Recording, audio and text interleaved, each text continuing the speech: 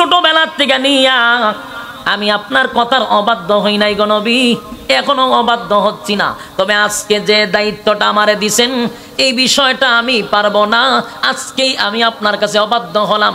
কারণ আমার এই সাহস নাই আমার কলম দিয়া মুহাম্মাদুর রাসূলুল্লাহ শব্দটা কেটে দিব, আমি আলীর দ্বারা সম্ভব না গো নবী। সুতরাং এই দায়িত্ব পালন করতে আমি ব্যর্থ। হযরত আলীর কলম কাঁপা শুরু করছে, থুয়ে দিছে, আমি পারতাম না। হযরত উমরের চোখ এমন লাল হইছে সহ্যের বাইরে, ডাক দিয়া বলতেছে, হুজুর কিসের চুক্তি তাদের সঙ্গে, কিসের চুক্তি আবার তাদের সঙ্গে? অর্ডার দেন সবগুলির গর্দান উড়াইয়া দেই, ঠিক কিনা বলেন? খালি অর্ডার দেন সবগুলার গর্দান উড়াইয়া দিব। যাদের সঙ্গে চুক্তি হয় না সবগুলি অপমানজনক চুক্তি হচ্ছে। হযরত উমর রে থামাইবার লাগে রাসূল বলতে, থামো থামো, ধৈর্য ধরো ধৈর্য ধরো। চিত্ত না থামাইতেছে। উমরের ধৈর্য কম।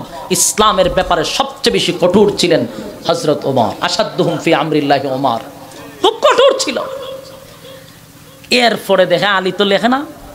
এখন রাসূল কয়, উমর আমি কি 10 বছরের নবী, আমি কি 10 বছরের রাসূল? না, তো কাগজে হইল 10 বছরের চুক্তি। এই 10 বছরের চুক্তির মধ্যে রাসূল থাকলেই কি না থাকলেই কি, আমি তো 10 বছরের রাসূল না, মেনে নিলাম। কিন্তু সাহাবায়ে কেরাম এটা মেনে নিতে পারতেছে না। বলুন মাইনা নিতে পারবেন? আমাদের সামনে আমাদের রাসূলের নাম কাটতে দিব, এটা মানা যায় না। কিন্তু শেষ পর্যন্ত রাসূল কলম নিয়ে বলেন, কোন জায়গায় রাসূল বলো? বলে এই জায়গায় রাসূল। রাসূল কেটে দিয়েছেন রাসূল নিজেই। সুবহানাল্লাহ। রাসূলের এই আচরণে নাম দিয়ে রাসূল কেটে দিছে। 1400 সাহাবীদের কলিজাটা ফেটে খান খান হয়ে গেছে, চোখ দিয়া পানি পড়া শুরু হয়েছে যে এত বড় অসম্মান আমার সামনে দাঁড়ায় আমার নবীর নাম কাটতে দেয়। এখানে শেষ নয়, আল্লাহর পয়গম্বর তখন বেতায় ব্যতীত হইয়া সাহাবায়ে কেরামদেরকে বললেন, পশুগুলা আনছো মদিনার থেকে, পশুগুলা এখানে জবাই করো। পশুগুলা এখানে জবাই করিয়া রাসূলুল্লাহ মদিনার দিকে রওনা দিবে। কিন্তু উমর এখনো শান্ত হয় না, কথা কয় না। উমর নিজের শান্ত করতে পারে না, ধৈর্য ধরতে পারতেছে না, রাগে চোখ লাল হয়ে গেছে, তরতর করে উমর কাঁপতেছে।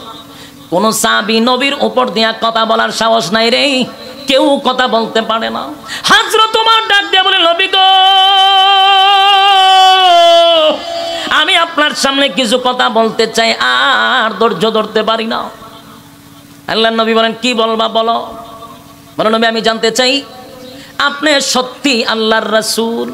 দেখেন প্রশ্নটা দেখেন কিভাবে করে, আপনি কি সত্যি আল্লাহর রাসূল? রাসূল কয়, হ্যাঁ আমি সত্যি আল্লাহর রাসূল। আমরা যে আপনার উপরে কালেমা পড়ছি, এক আল্লাহর উপর ঈমান আনছি, আমরা কি হকের উপরই আছি? রাসূল বলেন, হ্যাঁ হকের উপরে আছো। যারা আপনার লগে চুক্তি করলো সন্ধি করলো তারা কি হকের বাহিরে না? বলে হ্যাঁ। তারা যদি হকের বাহিরে হয়, আমরা যদি হকের পক্ষে হয়, তাহলে আমি আপনার কাছে জানতে চাই তাদের সাথে কি এর চুক্তি? কি এর চুক্তি? আপনার সত্য নবী, আমরা সত্যের পক্ষে আছি, এরা বাতিল। অর্ডার দেন, অর্ডার দেন খালি। রাসূল কয়, থামাও, কুরবানি দাও, জবাই টবাই যা আছে সব করো। আবার থামাইছে। কতক্ষণ পরে উমর আর শান্তই হয় না, মেজাজ কেমন গরম হয়েছে। উমর রে তুই আর রাসূলের নাম কাটতে দে, মানবেন? আপনারা নে বছরে একবার নবীর প্রেম দেখান, এরা তো বসিরা প্রেমিক না। হ্যাঁ আশেকে রাসূল বসিরা প্রেমিক ছিল, বছরে একবার ফিকা প্লেয়ার ডান্স পাকলো ডান্স দিবেন নবীর প্রেমে, আশেকি গিরি দেখাইবেন। এরা কিরম আশেকে রাসূল আছে? হ্যাঁ আমরা দেশ প্রেম জায়গা ওঠে বছরে একবার, ইরম প্রেমিক ছিল না। হযরত উমর কোনোভাবে শান্ত হইতে পারতেছে না। শেষ পর্যন্ত উমর আবার রাসূলের সামনে গেছে, কে আমার আরো কথা আছে। রাসূল কি ফাগলারে কেমন সাপলানি, আমার আরো কথা আছে। বলো কি কথা বলো। হুজুর আপনি যে স্বপ্নে দেখছিলেন, স্বপ্নটা কি সত্যি ছিল? চিন্তা করেন, এতক্ষণ যা করছে এটা স্বাভাবিক ছিল, কিন্তু এখন যে প্রশ্ন করছে আপনি কি সত্যি স্বপ্ন দেখছিলেন? বলে হ। কত সত্যি যদি স্বপ্ন দেখতে থাকেন, আপনি স্বপ্নের মধ্যে কি দেখছেন? আমরারে লইয়া আপনি নিরাপদে মক্কায় হজ করলেন, নিরাপদে কুরবানি দিলেন, নিরাপদে আবার মদিনায় গেছেন। তা আপনি সত্য স্বপ্নই যদি দেখতে থাকেন, তা আমরা কি নিরাপদে এখন যাইতেছি মদিনায়? আমরা তো হজই করতে পারলাম না। আমরা যদি আটকে দিয়েছে হুদাইবিয়া, আপনি কী স্বপ্ন দেখলেন? এই কথাটা বলার তো একটা কলজা লাগা দরকার, কথা কেন না দিই। রাসূল দেখছে যে উমরে বিতর্কিত ভঙ্গিমায় প্রশ্ন করছে, এখন এই উত্তরটা স্বাভাবিকভাবে দিলে হবে না। রাসূল বলল, উমর তুমি যে আমারে প্রশ্ন করলা আমি সত্যিই স্বপ্ন দেখছি কিনা, আর স্বপ্ন সত্যি যদি দেখে থাকি তাহলে আমরা হজ করতে পারলাম না কেন? তুমি যে আমার এই প্রশ্ন করলা বলো তো দেখি, আমি স্বপ্ন দেখার পরে কি তোমাকে বলছিলাম যে আমার স্বপ্নটা আজকেই বাস্তবায়ন হবে? বলছিলাম না। তাহলে এমন প্রশ্ন আমার করলা কেন? এখন উমর আর কোনো কথা আছে? কথা কই না দি। প্রশ্নে হারল না জিতল? হাইরে গেছে। মনের ব্যথা মনে লইয়া হযরত উমরের অনেক কথা ছিল, কিন্তু প্রশ্নে হেরে যাওয়ার কারণে হযরত উমর একেবারে চুপ হয়ে গেছে, আর কোনো কথা বলতে পারলো না। এই তো 1400 সাহাবীদের কলিজার মধ্যে ব্যথাটা রয়ে গেল রে। মনে বড় আশা ছিল মক্কায় গিয়া জিয়ারত করব, খানা কাবা জিয়ারত করব, পারলাম না। এটাও দুঃখ ছিল না, দুঃখ হলো 1400 সাহাবায়ে কেরামদেরকে দাঁড় করাইয়া কেমনে গো নবীর নাম রাসূলুল্লাহ কেটে দিল। কোন সাহাবী বরদাস্ত করতে পারে না, কথাও বলতে পারে না।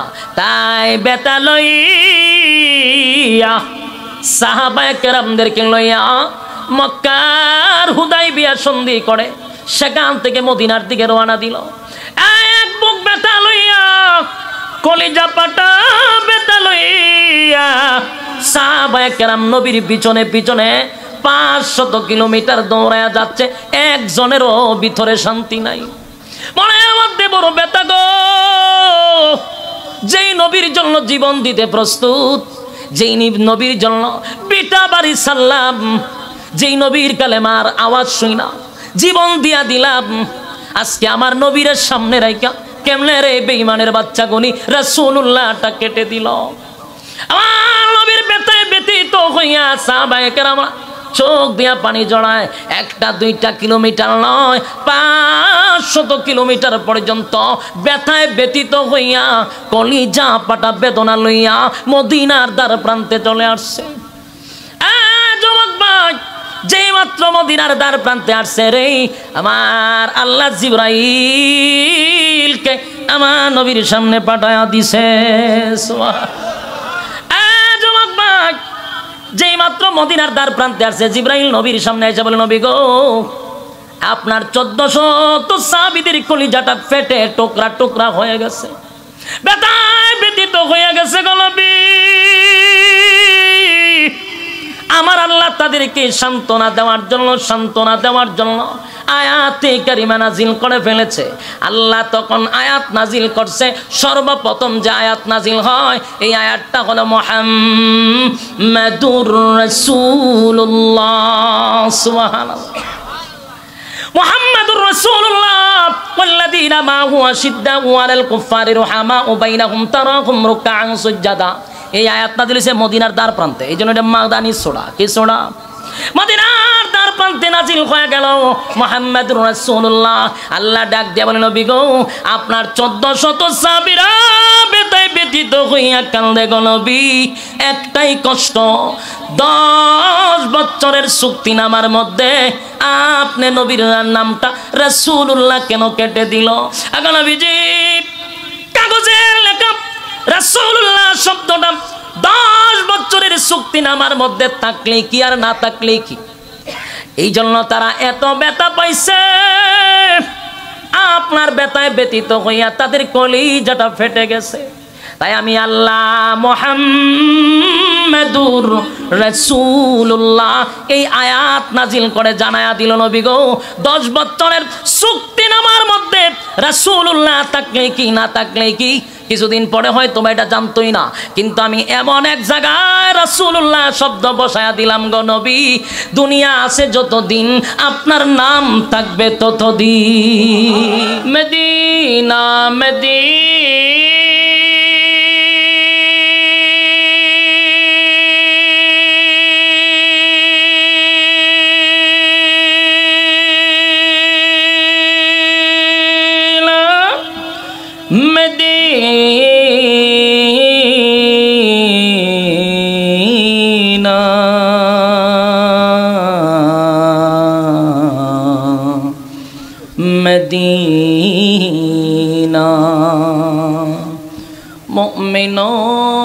की गुनगुना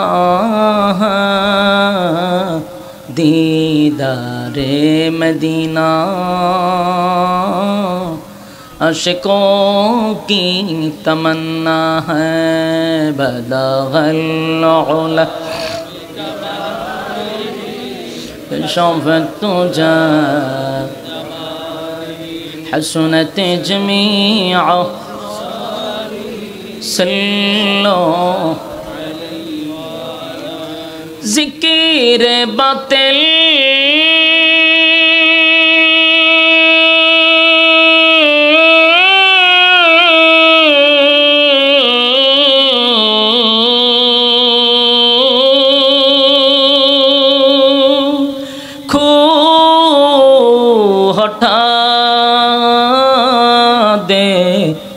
दिल से रब्बे ज़िक्र में तेरे लगा दे रोज शाब ला इलाहा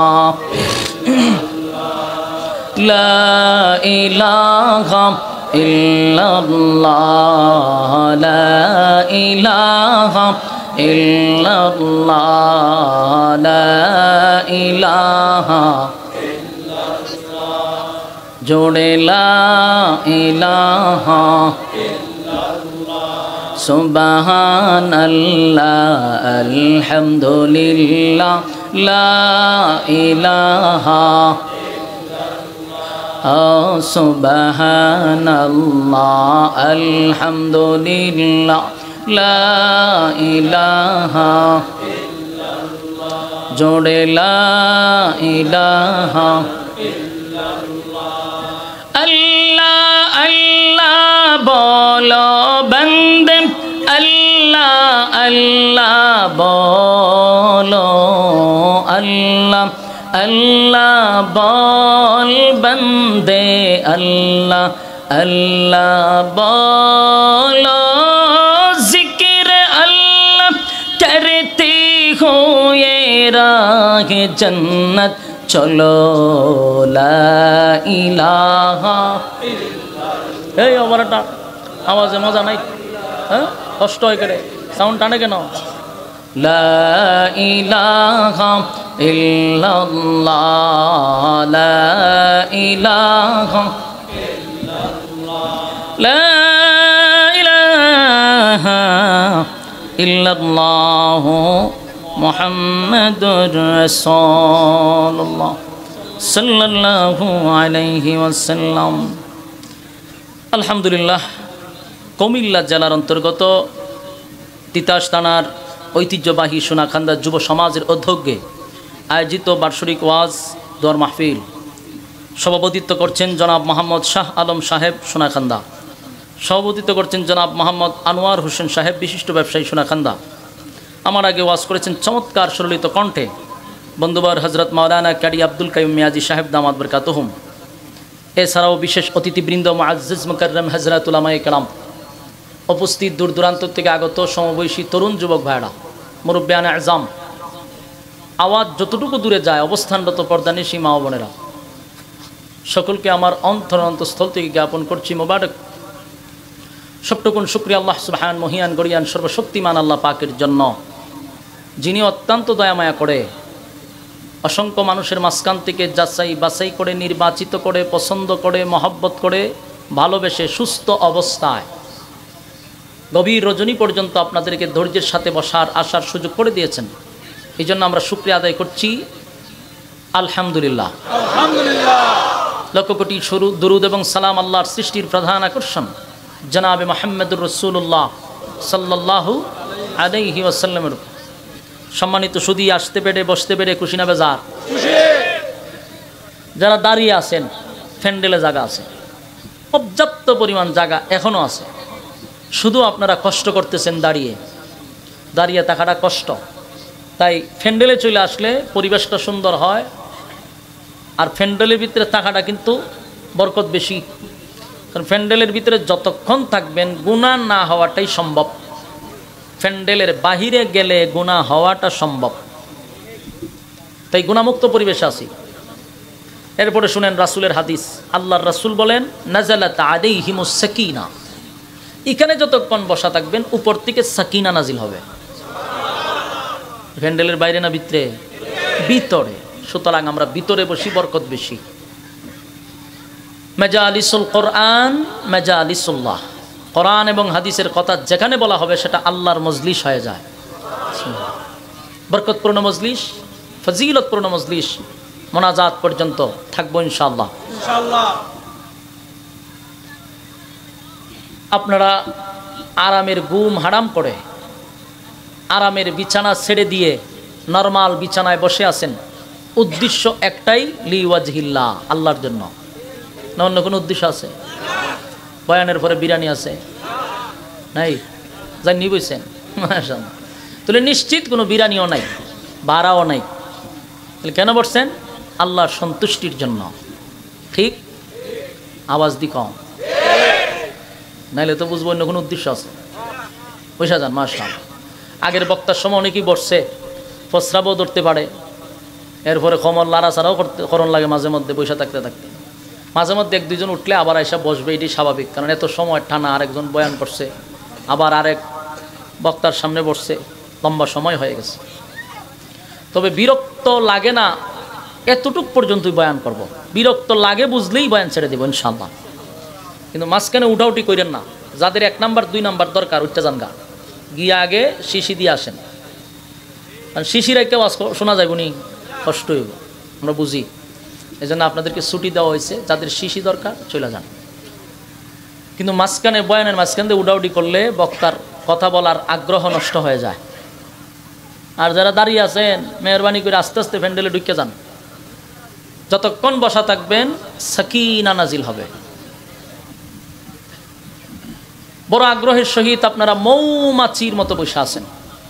আমি সর্বপ্রথম আপনাদের জন্য দোয়া করছি, আল্লাহ যেন আপনাদের আশা বসা কবুল করে, দুনিয়া আখিরাতের সম্মান আপনাদেরকে দান করে। আমিন। আপনাদের উলামায়ে কেরামদের প্রতি মহাব্বত, ভালোবাসা আল্লাহ যেন জান্নাত পর্যন্ত আপনাদেরকে নিয়ে যায়। আমিন। সম্মানিত সুধী, মোনাজাত পর্যন্ত আসুন না আপনারা। এটা কি মুগ্ধা কইছেন না বাস্তবায়নও করবেন? কালা কালা মোনাজাত পর্যন্ত আসেন, হাত তুলেন। দেখে লই, এর ভিত্তি কিন্তু অনেকেই তুলে নাই। ঘটনা তো খারাপ, লক্ষণ খারাপ। এরা চিন্তা করতে হুজুরে চোখ মুজ্জা বয়ান করবো 2 ঘন্টা পর্যন্ত, এরপরে দেখবো সায়াদম কেউ নাই, এমনটা। বেশি বিরক্ত লাগে তেমন, কিন্তু হাত তুলেন, একেবারে অন্তর থেকে তুলেন যে মোনাজাত পর্যন্ত আসেন। ওয়াদা করেন মোনাজাত পর্যন্ত আসেনিও, হাতলামাই। আচ্ছা, এখানে একটা কথা আছে, এখানে হুজুরও আছে। বলুন তো, ওয়াদা বর খেলাপ করলে তারে কি বলা হয়? এখন যদি চাচা কেউ উঠেন, আমি শুধু বইলা দিব যে মুনাফিক যায়, আপনারা মিছিল শুরু করবেন যে মুনাফিক যায়, মুনাফিক যায়। রাজি আছেন নি? ইজ্জত থাকবো নি?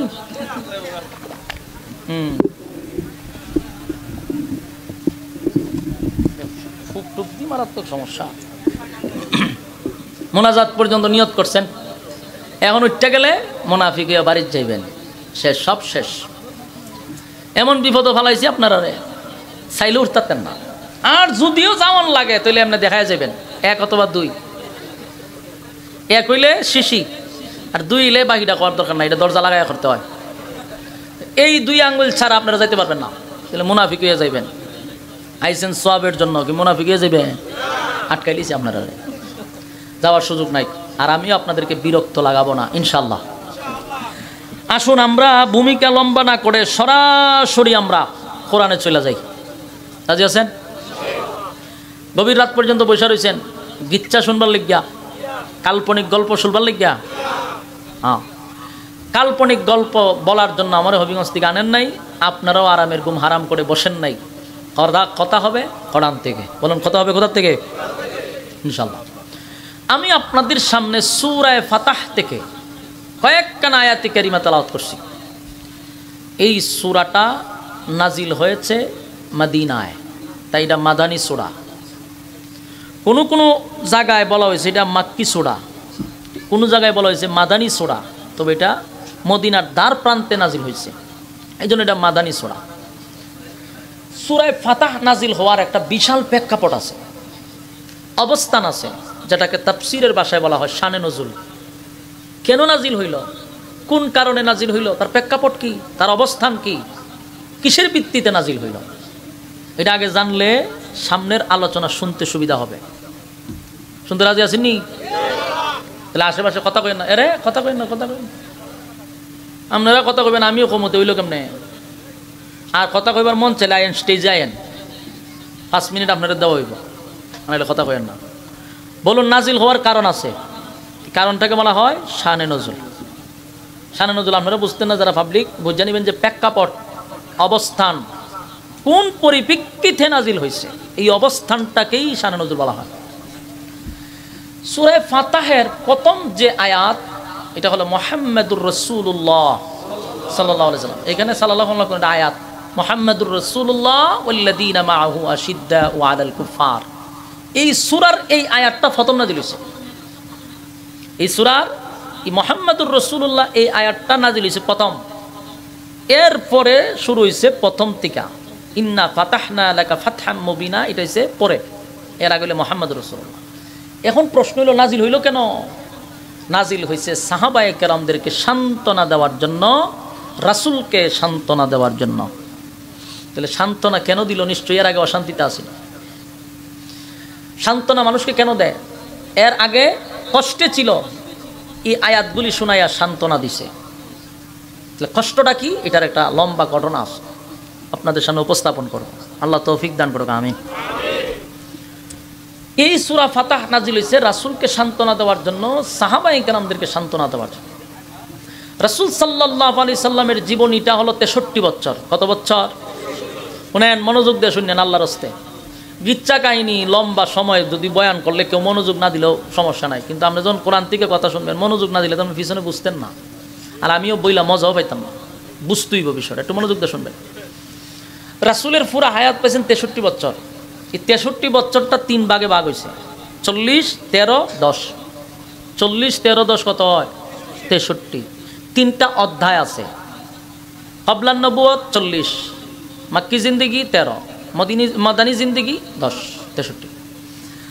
মক্কার যে জিন্দেগি 53 বছর, এই 53 বছরের ভিতরে 40 বছর ছিল নীরব, দাওয়াত নাই, ওয়াজ নাই, নসিহত নাই, শত্রুও নাই। যতদিন ওয়াজ নাই ততদিন কি নাই? শত্রু নাই। ওয়াজ আছে যেখানে, শত্রু আছে সেখানে, কথা হয় না?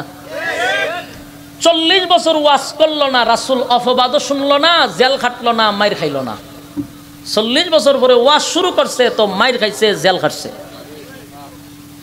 ওয়াজ যারাই করে এরা কিন্তু স্বাধীনভাবে ঘুরতে পারে না।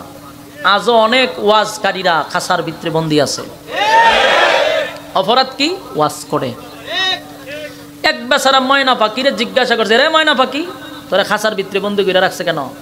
তো ময়না পাখিরে জিজ্ঞাসা, তুই যে খাসার ভিতরে বন্দী, তোর সাথী সঙ্গীরা গাছের ডালে ডালে ঘুরায়, আর তুই এটার ভিতরে বন্দী করে? হয় আমি কথা বলতে পারি। ময়না পাখি কি করতে পারে? কথা বলতে পারি, এই জন্য খাসার ভিতরে বন্দী। আর যারা ডালে ডালে ঘুরে এরা কথা বলতে পারে না। আজকেও যারা কথা বলতে পারতো তারা ছায়ের দেওয়ালের ভিতরে আছে। এটা চিরবাস্তবতা। রাসূল 40 বছর কথা বলে নাই, একটা শত্রুও নাই। যেই কথা বলতে লাগলো, গোটা মক্কার মানুষ ওনার বিরুদ্ধে লেগে গেল। খালি লাগছে না মারছেও? রক্তাক্ত করছে। যেই শরীরে একটা মশা বসে নাই, মাছি বসে নাই, এই শরীরে পাথরের আঘাত ছিল। একটাই কারণ, ওয়াজ নসিহত করার কারণ। 40 বছর তো গেল নীরব, আর 13 বছর শুধু নির্যাতন। নির্যাতন কারে কয়? নির্যাতনের স্টিম রুলার চাপায়া দিছে। যারে যেখানে পায় সেখানে মারে, যেখানে পায় সেখানে মারে। অপরাধ লা ইলাহা ইল্লাল্লাহ। এই দাওয়াতের কারণে যারে যেখানে পায় সেখানেই মারে। মারতে মারতে স্টিম রুলার চাপায়া দিছে। 13 বছরতে রাসূল মাইর খাইছে, প্রতিবাদ করছে না। বলুন কি করছে না? প্রতিবাদ করছে না। কেন প্রতিবাদ করছে না? আল্লাহ বলছে প্রতিবাদ করা যাবে না। একতরফা এক ছাটিয়া খালি মায়ের খাইতে থাকেন। মায়ের খাইছে কত বছর? 13 বছর। চারটিখানি কথা না, 13 বছর একা দ্বারা যারে পাইছে তারে মারছে, এক ছাটিয়া তারা মায়ের দর করছে, একটা প্রতিবাদও করে নাই। 13 বছর পরে আল্লাহ অর্ডার দিল যে এখন আপনি হিজরত করে মক্কা থেকে মদিনায় চলে যান। আল্লাহর হুকুমে হিজরত করে মদিনায় গেছে। মদিনায় যাইয়া সেখানে অবস্থান নিছে। মদিনায় যাওয়ার পরে সর্বোচ্চ 1 বছর সাহাবায়ে কেরামদেরকে নিয়ে সেখানে অবস্থান করছে। এর ভিতরে আবু জাহিল্লা আবার সিদ্ধান্ত নিছে মদিনায় গিয়া রাসূলের উপরে হামলা করবে। বলুন 13 বছর মারছিনি, কোনো প্রতিবাদ করছে? এখন দেশ ছাড়লো, বিটা বাড়ি ছাড়লো, সব সাইরা দিল। সাইরা দিয়া গেল গা মদিনায়। সেখানে 1 বছর থাকতে পারলো না, এরা আবার সিদ্ধান্ত নিয়েছে ওখানে গিয়ে হামলা করবো। আবু জাহেলের নেতৃত্বে 1000 বাহিনী, সেনাবাহিনী অস্ত্র সহ ট্রেনিং প্রাপ্ত 1000 বাহিনী নিয়ে মদিনায় গিয়া রাসূলের উপরে হামলা করবে এমন ঘোষণা। এই খবর রাসূলের কানে গেছে। আল্লাহর রাসূল মর্মাহত হয়ে গেছে, মন ভেঙে গেছে। মন ভাঙারই কথা। 13টা বছর যেই পরিমাণ সাহাবায়ে কেরামদেরকে মারছে, 1 বছরে তাদের শরীরের গায়ে এখনো শুকায় নাই, মাইরের আঘাত এখনো শুকায় নাই। এখানে কেটা কথা কয় দূরে লই 3-4 জনে ঠেঙ্গো ধরেন, আত্ম ভাও ধরেন, দূরে লই ভরেন। আইন এখানে হতায় তন দেখছেন নি খারবারটা, আমাদের ওয়াজ চলে, আমাদের এর কথা চলে না। ইতা করণ যেত না, ইতা করণ যেত না। মনোযোগ দিন, আপনারা মনোযোগ দিতা শুননি, কাল্পনিক গল্প কইতাছি না, কিন্তু মনোযোগ দিয়ে শুনলেন। এখন শুনেন, রাসূলের কানে গেছে যে 1000 অস্ত্র সহ ট্রেনিং প্রাপ্ত সেনাবাহিনী আসতেছে আমাদের উপরে হামলা করার জন্য। বলুন কষ্ট লাগার কথা নেই? আমি তো 13 বছর মার খাইলাম, নিজের বিটা বাড়ি ছাড়লাম, আমার সাহাবীদের ধন সম্পদ ছাইরা দিয়া, বাড়িঘর ছাইরা দিয়া, আমরা মায়ের খাইয়া জখম লইয়া মদিনায় আশ্রয় নিছি, এটাও তাদের সহ্য হইতেছে না, আমাদেরকে কেন মারতে আইতেছে? কষ্ট লাগার কথা। রাসূল মর্মাহত হয়েছে, ব্যথায় ব্যথিত হয়ে গেছে। কেন ব্যথায় ব্যথিত? সাহাবীদের চেহারার দিকে তাকাইতেছে, দিকে রাসূল চোখে পানি ছাড়তেছে, যে হারে আমার সাহাবীদের শরীরে এখনো মাইরের দাগ শেষ হইছে না, এদের শরীরে এখনো আঘাতের চিহ্ন, আবার যদি মারতো আসে। মাত্র কয়েকজন সাহাবী। আচ্ছা, আপনারা যে গলার মধ্যে এতগুলো সাইনবোর্ড লাগাইলেন, আপনারা দায়িত্বটা কি তখন চান? ভলান্টিয়ার মানে কি? আপনারা দায়িত্ব হলো চতুর্দিকে ঘুরন, কথা বলে টাইনা স্টেজ লইয়ে ফিরন। আপনারা খার রয়েছেন সবাই, সাইডে বাইডে কথা হয়, দৌড়াদৌড়ি করে, চিল্লাচিল্লি করে, কিরকম হলে কি ওয়াজ করুন যায়? আপনি যখন কোনো শিক্ষকতা করবেন, ছাত্র যদি কথা কয়, আপনার পড়াইতে মন চাইব নি? ঠিকইটা তো একটা ক্লাস চলতেছে, মেহরবানি করে একটু সজাগ থাকেন। যার সামনে কথা কয় মুখ ধরে লইবেন আমার দ্বারে, আইন কেন এর ওয়াজ করা মানে? কথা কইলে বিরক্ত লাগে, যিনি কথা বলে তার কথা বলার আগ্রহ নষ্ট হয়। মেহরবানি করে রাগ হইতেছে, আমার জায়গাতে আপনি থাকলে বুঝতেন যে কেমন মেজাজ গরম হয়। সম্মানিত সুধী, রাসূল সাহাবীদের দিকে তাকায়া কাঁদতেছেন, শরীরের গা শুকাইছে না। আবু জাহিল্লা সিদ্ধান্ত নিছে মদিনায় মারব। এই পরিস্থিতিতে এখন রাসূল কি করবে? কান্না ছাড়া। রাসূল 2 হাত তুলে আল্লাহর দরবার কাঁদতেছে। কান্নার কারণ হইল যে 13 বছর মায়ের খাইয়া মদিনায় 1 বছর থাইকা মাত্র 313 জন সাহাবী আমি জোগাড় করছি, আমি রেডি করছি। কোন রকম তাদের শরীরে এখন পর্যন্ত গা শুকায় নাই। আর এই মুহূর্তে যদি 1000 হামলা করে আর এরা যদি শাহাদাত বরণ করে, তো এই জমিনে আল্লাহ বলনেওয়ালা আর কেউ থাকবে না। এই জন্য রাসূল ব্যথায় ব্যথিত, কান্না শুরু করছে। কি করব, কি করব? জিবরাইল আয়া হাজির হইছে। জিবরাইল আয়া হাজির। আল্লাহ তখন রাসূলকে বলেন, আগো নবীজি, 40টা বছর চুপ ছিলেন আমি আল্লাহর অর্ডারে, 13 বছর মার খাইছেন আমি আল্লাহর অর্ডারে, মক্কা থেকে হিজরত করে মদিনায় আসছেন আমি আল্লাহর অর্ডারে। আমি আল্লাহ অর্ডার দিচ্ছি, এখন ফাঁকরি আর মাথাত না, এখন মাজায় বাঁধেন। কইবান তো মাজায় বাঁধে কি তা করে? চুমা দেয়। ফাঁকরি সব সময় মাথাত নয়, এখন মাজায় বাঁধেন, কারণ তারা গায়ে ভাড়া দিয়া ঝগড়া করতে চায়। ইসলামে খালি মায়ের খাওয়ন না, মাঝে মাঝে দেওয়ান। আমরা দেওয়ান বুঝলা লাইছি, আমরা খালি মায়ের খাই, আমরা খালি তসবিহ একটা আতার সুবহানাল্লাহ সুবহানাল্লাহ সুবহানাল্লাহ সুবহানাল্লাহ সুবহানাল্লাহ, এইটাতেই আমরা আছি। সুবহানাল্লাহ দিন যাইতো না, সুবহানাল্লাহর পাশাপাশি ফাঁকরি মাথাত বান্ধন না, সব সময় খমর বাইন্দা লাওয়ান, কথা কয় না? খমর বাইন্দা কুবা শামসুর মতো কুবানি, কথা কয় না? দি খালি কি মায়ের খাওয়ান না মায়ের দেওয়ান? এই সূরা নাজিল হইছে, এখন শুনেন, মায়ের খালি দেওয়ান না, খাওয়ান না, দেওয়ানো। আমি বলতেছি এটা কোরআনের কথা। আল্লাহ রাসূলকে সান্ত্বনা দিতেছে, আপনি মন ঘাবড়াবেন না, চোখের পানি ছাড়বেন না। 13 বছর মায়ের খাইছেন আমি আল্লাহর অর্ডারে, 1 একবারও আপনাকে বলি নাই প্রতিবাদ করার জন্য। আজকে আমি আল্লাহ বলতেছি, মাথার পাগড়ি মাথায় বাঁধেন, যেটারে ধরবেন ইচ্ছা মতে কোবাইবেন। খালি মার খাইবেন না মার দিবেন। শোনেন, আমরা মুসলমান ছিলাম সিংহের জাতি, এখন আমরা শিয়ালের চেহারা খারাপ হয়েছি। কেন? আমাদের ইতিহাস আমরা ভুলে গেছি, আমরা ইতিহাস আমরা জানি না, এই জন্য সমস্যা। আর যত নরম ততই সমস্যা, কথা হয় না? কলেজ ভার্সিটিতে পিস্তল রাখে ছাত্ররা, টিচাররে বাইরিয়া দাঁত পাঠায় দেয়, এদেরকে জঙ্গি বলে না। ওলামায়ে কেরাম মসজিদের মিম্বরে কথা বলে আর মানুষকে হকের পক্ষে ডাকে, তাদের মতো ভদ্র আর নম্র পৃথিবীতে কেউ নাই, এদেরকে জঙ্গি বলে। এখন বলুন মূল ঘটনাটা কি? ঘটনাটা হলো আমরা নরম। এটার আরেকটা এক্সাম্পল দিলে সহজে বুঝবেন। আপনারা এই যে মজলিসও বসছেন, মনে করেন একটা দামি মজলিসও বসছেন, হঠাৎ কইরা আপনার বাতাস আইছে, বুঝছেন নি কোন বাতাস?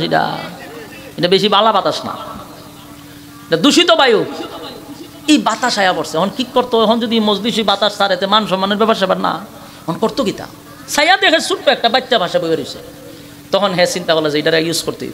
তখন দিছে বাতাস ছাইরা, তো বাইরে চিনি দুর্গন্ধ, তখন হ্যাঁ কি করছে, যে বাতাস ছাড়ছে ছোটো বাচ্চাটা হামড়া করছো কিতা, মারছে কারে?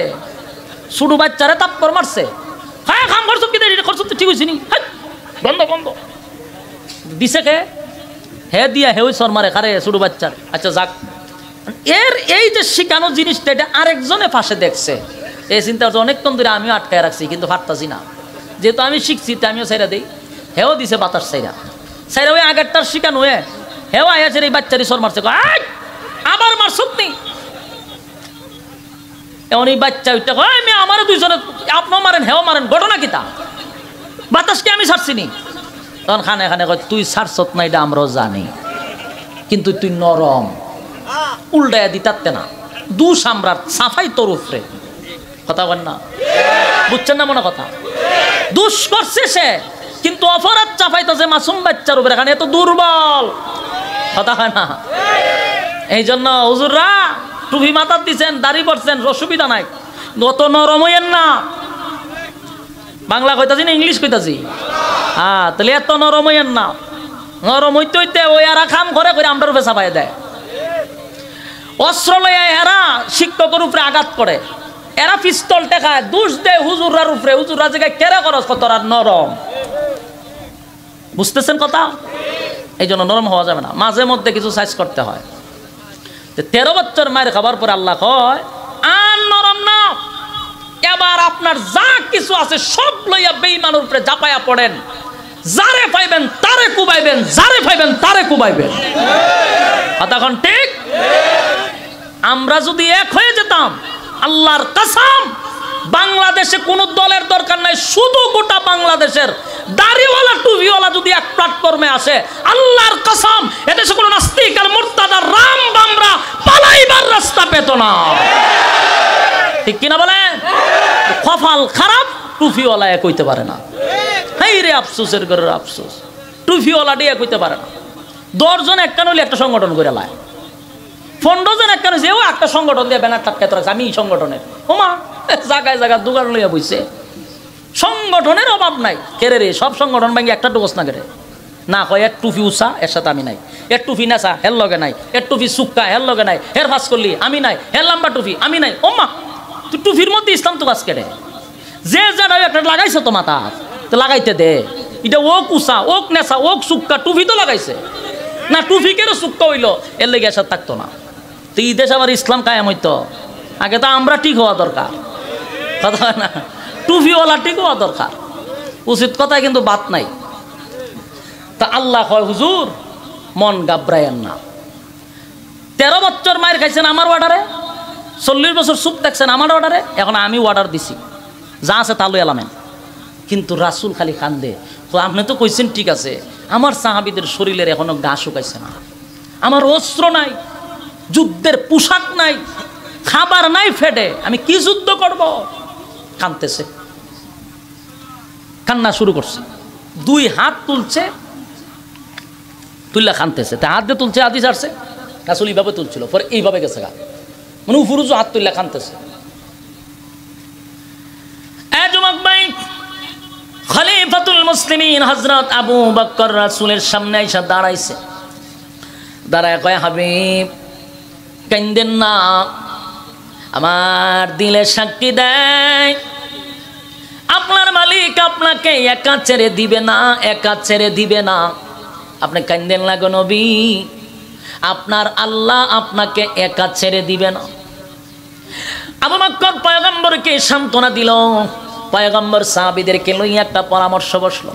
সাহাবীরা রে, মক্কাতুল মুকাররমা 13টা বছর তোমরা মাইর খাইছো, ইসলামের জন্য, দিনের জন্য, দিন প্রতিষ্ঠার জন্য শরীরের তাজা রক্ত তোমরা জড়াইছো। আমি তোমাদেরকে নিয়ে এখন যুদ্ধের ময়দানে নামবো এমনটা আমি তোমাদের সামনে বলতে পারি না, আমার বিবেকে বাধা দেয়। কিন্তু সাহাবীরা রে, আমার আল্লাহর অর্ডার হলো যা কিছু আছে তা লইয়া মাঠে নামতে। তোমরা কি আমার সঙ্গে প্রস্তুত? যুবক ভাই, বিশেষ করে আশিক রাসূলদেরকে উদ্দেশ্য করে আমি এই কথাগুলি বলতে চাই। নবীরে কতটুক ভালোবাসত, নবীর জন্য কত মায়া ছিল। ডাক দিয়া বলে, নবী গো, শরীরে গোস্ত থাকুক বা না থাকুক, পোশাক থাকুক বা না থাকুক, তরবারি থাকুক বা না থাকুক, আপনি নবী বলছেন আল্লাহর হুকুম হইছে, পিছনে কি আছে কি নাই দেখার টাইম নাই। আমরা আপনার সামনে আছি, আপনার পিছনে আছি, আমরা ডাইনে আছি, বামে আছি, জীবন দিব, আপনার শরীরে একটা তীর লাগতে দিব না। কিন্তু বারবার বলতে, সাহাবীরা শুন, আমি যদি যুদ্ধের ময়দানে যাই তোমরা কি আমার সঙ্গে শেষ পর্যন্ত থাকবা? আমি যেমন আপনারা বলছি মোনাজাত পর্যন্ত থাকবেন, অনেকে ওয়াদা করছেন থাকবো। সাহাবীরা বলছে, নবী গো আমরা থাকবো, কিন্তু নবী আবার বলেন আমার সঙ্গে কি তোমরা শেষ পর্যন্ত থাকবা? এমনি একজন সাহাবী বলেন, হাবিব আপনি কি আমাদেরকে মুসা পয়গম্বরের উম্মত মনে করছেন, মুসা নবীর উম্মত মনে করছেন? মুসা নবী যুদ্ধে যায় তার উম্মত লইয়া, কিছুক্ষণ গিয়া কয়, মুসা নবী আপনি আর আপনার আল্লাহ দুইজনে মিলা যুদ্ধ করেন, আমরা নাই। চিন্তা করেন বনি ইসরায়েলের উম্মত কি পরিমাণ মারাত্মক ফাজিল আছে। নবীরে বাড়াই দেখো, আপনি আর আপনি আল্লাহ যুদ্ধ বলেন, আমরা যাইয়া। সুলাইমান হযরত মুসা পয়গম্বরের উম্মতরা এমন ভাবে মুসা নবীরে পাঠাই দিছে খালি মাঠে। আল্লাহর নবীর সাহাবীরা বলে, নবী গো আমরা কিন্তু মুসা নবীর উম্মত নই, আমরা হাবিবে কিবরিয়ার উম্মত, দুনো জাহানের বাদশার উম্মত, সমস্ত নবী কুলের সম্রাটের উম্মত। আমরা আপনাকে যুদ্ধের ময়দানে রেখে চলে আসব না, বরং আপনার ডাইনে বামে সামনে পিছনে আমরা দেয়াল হয়ে দাঁড়িয়ে থাকব। জীবন দিলে আমরা দিব, আপনার শরীরে রক্ত দিব না, আপনার শরীর থেকে রক্ত জড়াবো না। রাসূল একটা সাহস পাইছে। অন্যদিকে রাসূল আবার হাত তুলে, মালিক আমার 313 জন সাহাবী লইয়া যুদ্ধের ময়দানে আমি প্রস্তুত নিছি গো মালিক, কিন্তু আমি আপনার দরবারে 2টা হাত তুলে ভিক্ষা চাই। 13টা বছর আমার সাহাবীরা মাইর খাইছে, রক্তাক্ত হয়েছে, শরীরটা জখম হয়ে গেছে। আল্লাহ যদি আজকে এই যুদ্ধের মধ্যে আমার সাহাবীরা যদি শহীদ হয়ে যায়, তোমার জমিনে আল্লাহ বলনেওয়ালা আর কেউ থাকবে না, এই জমিনে আল্লাহ বলনেওয়ালা কেউ থাকবে না। তাই তোমার দরবার দরখাস্ত, যদি তোমার জমিনে তুমি আল্লাহ বলনেওয়ালা কাউকে রাখতে চাও, তাহলে আমাদেরকে যুদ্ধে বিজয় দান করো। নবীজির কান্না, দাড়ি ভিজে ভিজে পয়গম্বর কান্দারে এমন কান্না শুরু করছে, মালিক রে যুদ্ধের ময়দানে যাওয়ার আগে তুমি আমারে তুমি ভরসা দাও, তুমি মালিক আমার সঙ্গে আছো। আল্লাহ আবার জিবরাইল পাঠাইছে, আমার বন্ধুরে বল, বন্ধু যেন চোখের পানি ফেলে না দেয়। বন্ধু 13টা বছর মাইর খাইছে, আবার নবী আমার বন্ধু মাইর খাইবে আমি আল্লাহ চাই না। আমি আল্লাহ ওয়াদা দিলাম, আমার বন্ধুরে জানায়া দে বন্ধুর কতজন প্রয়োজন, আমি আসমানি ভাবে বন্ধুকে সাহায্য করব। জোরে কোন সুবহান। জিবরাইল বলেন, জিবরাইল আইসা নবীর সামনে দাঁড়ায় চোখের পানি মুছেন, আল্লাহ আমারে পাঠাইছে গো নবী, কয়জন সেনাবাহিনী লাগবে আমারে বলেন, আল্লাহ আসমান থেকে সেনাবাহিনী পাঠাইব। আসিনি সুবহানাল্লাহ। আসমান থেকে সেনাবাহিনী পাঠাইব গো নবী। কয়জন লাগবে বলেন? আল্লাহ বলছে 1000 পাঠাইব। নবী কয় না আরো পাঠান। আল্লাহ কয় 2000। না মালিক 2000 হবে না, আরো পাঠান। আল্লাহ কয় নবী গো 5000 মালাইকা জমিনে পাঠাবো। জোরে কোন সুবহানাল্লাহ। 5000 ফেরেশতা পাঠাবো হাবিব।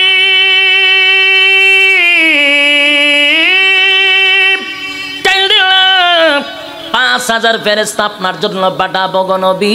কেন্দেন না, আপনি কেন্দেন না। নবীজি আবার খুশিতে আনন্দে বুকের মধ্যে একটা সাহস আসছে। 5000 ফেরেশতা লইয়া মাঠে নামতেছি। যুবক ভাই, বদরের যুদ্ধের ইতিহাস আপনারা জানেন। আমি বলার উদ্দেশ্য হলো সূরাটা কেন নাজিল হইল, কেমনে নাজিল হইল জানাচ্ছি। এবার আসুন, রমজান মাসের যুদ্ধ, পেটে খাবারও নাই, পেটে খাবার নাই, শরীরে কাপড় নাই, যুদ্ধের পোশাক নাই। 313 জন সাহাবী, 313টা তরবারি নাই, অনেকের হাতে খেজুরের ডাল। অথচ 1000 অস্ত্র লইয়া প্রশিক্ষণপ্রাপ্ত সেনাবাহিনী কতজন? 1000। আবু জাহিল্লার নেতৃত্বে সেনাপতি আবু জাহেল 1000 বাহিনী লইয়া যখন বদরের প্রান্তরে আসলো, আল্লাহর নবী 313 জন সাহাবী লইয়া যুদ্ধের প্রান্তরে গেল। আবু জাহিল্লার ভিতরে অহংকারে ভরপুর। হয় এতিম মিসকিন সব পিড়ে 1 মিনিটই শেষ করে ফেলবো। 313 জন লইয়া, যুদ্ধের পোশাক নাই। আবু জাহিল্লার অহংকারটা বেড়ে গেল। বারবার বলতেছে বেশি সময় লাগবে না, 10 মিনিটের ভিতরে খতম করে চলে আয়। আবু জাহিল্লার কত বড় অহংকার! আবু জাহিল্লা অহংকার লইয়া যুদ্ধের ময়দানে প্রস্তুত, সাহাবীদেরকে লইয়া নবীজি প্রস্তুত। এমন সময় 2 জন সাহাবী, ছোট্ট সাহাবী, 11 বছর 12 বছরের সাহাবী, মুআজ আর মুআজ, নবীজির সামনে এসে বলে, নবী গো, যুদ্ধের ময়দানে যাবেন, আমাদেরকেও লইয়া যান। নবীজি মাপ দিলেন। একজন যুদ্ধের ময়দানের জন্য টিকছে, বাকি জন টিকে নাই। ইতিহাস আপনারা জানেন, 2 বাইরে কুস্তি করাইছে। কুস্তি করাইয়া শেষে দুজনই গেছে। লম্বা কাহিনী, সংক্ষেপে বলি, 2টা বাচ্চাকে লইয়া যুদ্ধের ময়দানে গেছে। এবার যুদ্ধ শুরু হয়ে গেল। কিন্তু ওই যে 11 বছর আর 12 বছরের 2 ভাই, মুআজ আর মুআজ, 2 ভাই, এদের ছোট মানুষ কিন্তু নজর অনেক উপরে। মানুষ 2টা ছোট, নজর কোথায়? এদের টার্গেট হলো আল্লাহর নবী যুদ্ধের ময়দানে যাওয়ার আগে সাহাবীদেরকে বলছে, কে পারবি রে আবু জাহিল্লার মাথাটা আমার কাছে নিয়ে আসবি। চিন্তা করেন কত কষ্ট পাইলে নবী কথা বলেন। কারণ এই আবু জাহেল 13টা বছর আল্লাহর পয়গম্বরকে কি পরিমাণ নির্যাতন করছে। নবীজি একবার বদদুয়া দিছিল, অভিশাপ দিছিল। কোন সময় জানেন? আল্লাহর পয়গম্বর সেজদায় গেছে, মক্কায় সেজদায় গেছে। আবু জাহিল্লা নবীজি সেজদা যাওয়ার পরে উটের নারী বুড়ি আমার নবীর উপরে রাইখা দিছে। মুসলমান, কথা কি শুনতেছেন? উটের নারী বুড়ি ভুরুলি নবীর শরীরে রাইখা দিছে। নবী সেজদার থেকে মাথা উঠাইতে পারে না। সেদিন ফাতেমা, নবীর কলিজার টুকরা মেয়ে, ছোট ছিল রে, দৌড়াইয়া নবীর শরীর থেকে নারী বুড়ি টেনে টেনে লামাচ্ছিল না, চোখের পানি দিয়া বুক বাসায় কাঁদতেছিল। আর চিৎকার দিয়ে বলে, মক্কার মানুষ, আমার বাবা কি অপরাধ করলো রে? এমন ভাবে আমার বাবারে তোরা মারলি, এমন ভাবে আমার বাবা নামাজে গেছে, সেখানেও নারী বুড়ি রেখে দিলি। আল্লাহর নবী সেজদার মধ্যে কিন্তু নারী বুড়ি লইয়া উঠতে পারে না। নবীজি সালাম ফিরাইলেন।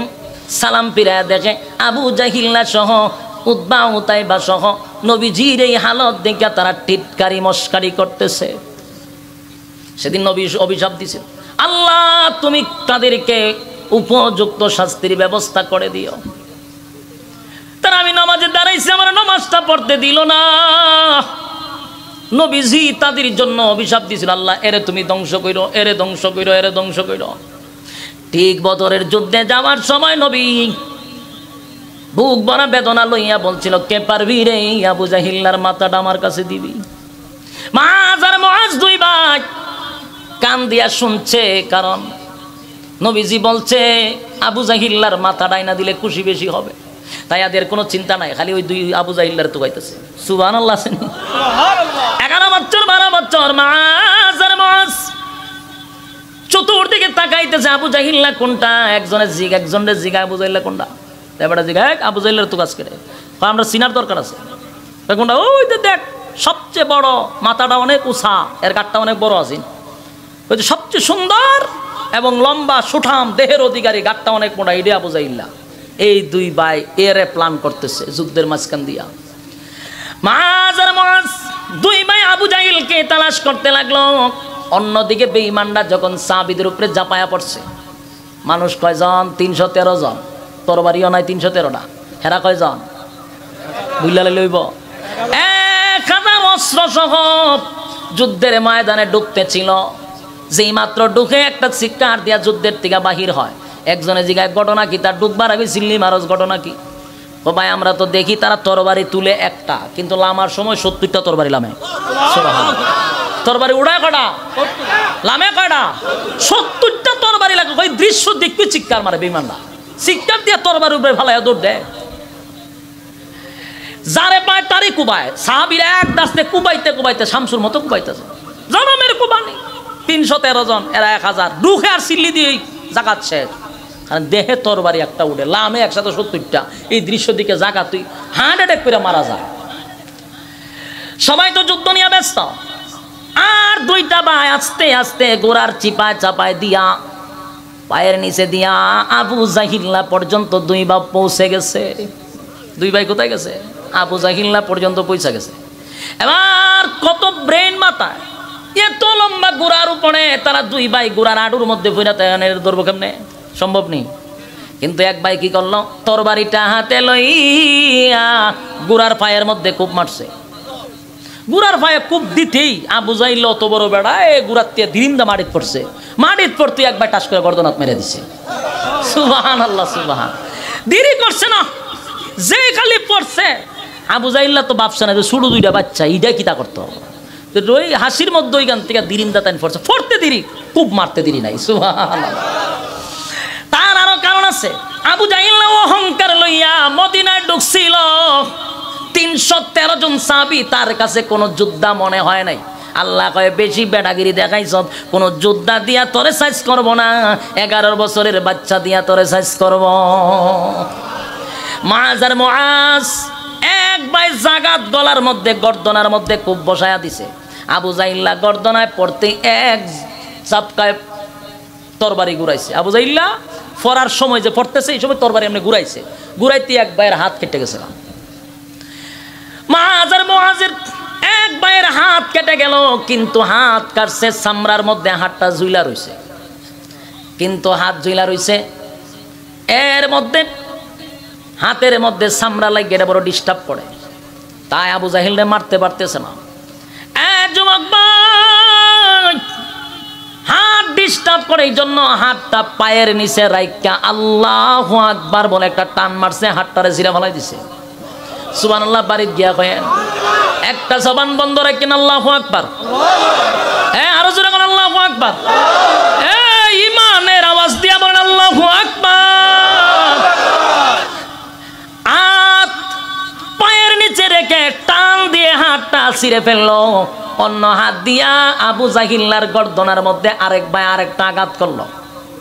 দুই আঘাতের কারণে আবু জাহিল্লার গর্দনাটা আলাদা হয়ে গেছে। সুবহানাল্লাহ। নবীজির কাছে দুই ভাই গর্দনা লইয়া, এক ভাই কিন্তু গোড়ার মধ্যে আঘাত করছিল, আর এক ভাই গর্দনার মধ্যে আঘাত করছে। এবার দুই ভাই দাবি হইল যে আমি আবু জাহিল্লা মারছি। এখন আমি মারছি, দুনো ভাই লাগছে ঝগড়া, আমি মারছি। এবার আবু জাহিল্লার মাথা লইয়া গেছে রাসূলের কাছে। হুজুর আমরা দুই ভাই, এক আমি মারছি, এখন আমি মারছি। রাসূল বললেন ঠিক আছে, সবচেয়ে বেশি খুশি হইছি, সবচেয়ে বড় গাদ্দার, যার নেতৃত্বে মক্কায় 13 বছর নির্যাতন সহ্য করছে, এমন বড় একজন গাদ্দারের মাথায় না দিছে। বলুন রাসূল কতটুকু খুশি। তার মধ্যে যাদেরকে যুদ্ধের ময়দানে নেওয়ার কথা না, এই বাচ্চারাই যথেষ্ট। সুবহানাল্লাহ। এখন দুই ভাই লাগছে নি জকরা, আমি মারছি, আমি মারছি। রাসূলকে দুজনের তরবারি দাও। কারণ রাসূল দুইজনের তরবারির মধ্যে দেয়, একটার মধ্যে গুরার রক্ত আর একটার মধ্যে আবু জাহলের রক্ত। রাসূল বলবে যে তুমি জবাই করছো আর তুমি জবাই করো নাই, এই মতে জিবরাইল আইছে, আয়া হুজুর এই কথা বললেন না, বলেন তোমরা দুজনই মারছো। সুবহানাল্লাহ। আল্লাহর পয়গম্বর জিবরাইলের কাছ থেকে শুনলেন যে দুজনই মারছি, সিদ্ধান্ত দিয়া দেন। এবার আল্লাহর নবী বলেন তোমরা দুই ভাই মারছো আবু জাহেলকে, তবে তোমরা একজন জান্নাতে যাইবা আর একজন আরো পরে যাইবা। সুবহানাল্লাহ। এর ইঙ্গিত হলো একজন শাহাদাত বরণ করবে। যার হাত কেটে গেল যুদ্ধ করতে গিয়ে ছোট বাচ্চা শাহাদাত বরণ করছে। বদরের যুদ্ধে আল্লাহ 313 জন দিয়া সব বেঈমানগুলিরে কুচি কাটা করছে, সবগুলারে সাইজ করে লইছে। একটা ফিরা যাইতাছে না, কিছু বন্দী হইছে, কিছু জাহান্নামে গেছে। এর মধ্যে সাহাবীদের মধ্যে প্রায় 14 জন শাহাদাত বরণ করছে। বলুন আল্লাহ বিজয় দিছে কিনা? অস্ত্রের বলে, কথা হয় না দি, ট্রেডিং এর বলে না ইমানের বলে? ইমানের বলে, ইমানের বলে আল্লাহ বিজয় দান করছে। অথচ এক চাটিয়া 13 বছর মাইকে ছিল মক্কায়, ওটা 313 জন দিয়ে 1000 রে সাইজ করে ফেলাই দিছে। কথা হয় না দি? এই জন্য নরম থাকবেন না, মাঝে মাঝে গরম হইবেন। কথা হয় না? আমার কথা কি বুঝতেছেন? বলুন সব সময় কি নরম না মাঝে মধ্যে গরম হইতে হয়? আল্লাহ বলছেন মাথার পাগড়ি মাঝে মধ্যে মাজায় বাঁধেন, গায়ে পাড়া দিয়া যারা ঝগড়া করতে চায় সবগুলারে সাইজ করে ছেড়ে দেন। বাস্তব না বাস্তব? সাইজ করছে, জনমের সাইজ। এইভাবে একটা নয়, বহু যুদ্ধ হইছে। যতগুলা যুদ্ধ করতে আইছে মক্কার থেকে সবটিরে সাইজ করে ছাড়ছে। একটা না, অসংখ্য যুদ্ধ। টানা যুদ্ধের পরে প্রায় 6 বছর হয়েছে মদিনায়। কয় বছর? মনে করেন 6 বছর পূর্ণ হয়েছে। 6 বছর পরে হঠাৎ করে রাসূল একদিন স্বপ্নে দেখে যে সাহাবায়ে কেরামদেরকে লইয়া রাসূল মক্কায় গেছে। মক্কায় গিয়া রাসূল হজ করছে, উমরা করছে, আবার সাহাবায়ে কেরামদেরকে নিয়ে নিরাপদে মদিনায় আসছে। বলুন বাস্তবে না স্বপ্নে? স্বপ্নে দেখছে। খাজা মাইক এর আগের বছর তো ভালোই আছি, নিবাস খুব শ্বাস টানতেছে, খুব কষ্ট দিতেছেন আপনি, জানবাড়ি জিতেছে আমার। বলুন স্বপ্নে না বাস্তবে? আপনারা উডাউডি কেড়ে করতেছ। এখন কি স্লোগান দিবেন? আগের স্লোগান খরিদতাম নি, এখন হাত দেখায় না যাইব। মান সম্মান কিন্তু আড়াইবেন আরেকবার। মনোযোগ দিয়ে শুনেন। না বিরক্ত হইতেছেন? সাইরা দিতাম, সাইরা দিলে ডাবল সুবিধা, অসুবিধা নাই। মনোযোগ দিয়ে শুনেন। আয়াতটা কেন নাযিল হইছে জানতেন না আপনারা? মনোযোগ দেন, মনোযোগ দেন। রাসূল স্বপ্নে দেখলো না বাস্তবে দেখলো? স্বপ্নে দেখছে সাহাবীদের একটা কাফেলা লইয়া উনি মক্কায় গেছেন, হজ করছে, উমরা করছে, কুরবানি দিছে, মাথা কামাইছে।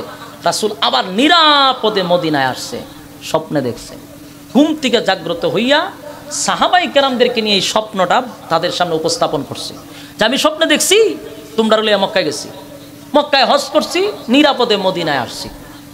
এর মধ্যে সাহাবীরা বলল হুজুর আপনার স্বপ্ন তো স্বপ্ন না, এটা তো ওহী। নবীদের স্বপ্ন কি? নবীদের স্বপ্ন বাস্তব, ওহী নাজিলের মতো। আপনি যেহেতু স্বপ্নে দেখছেন সুতরাং এটা বাস্তবে এমনটাই হবে।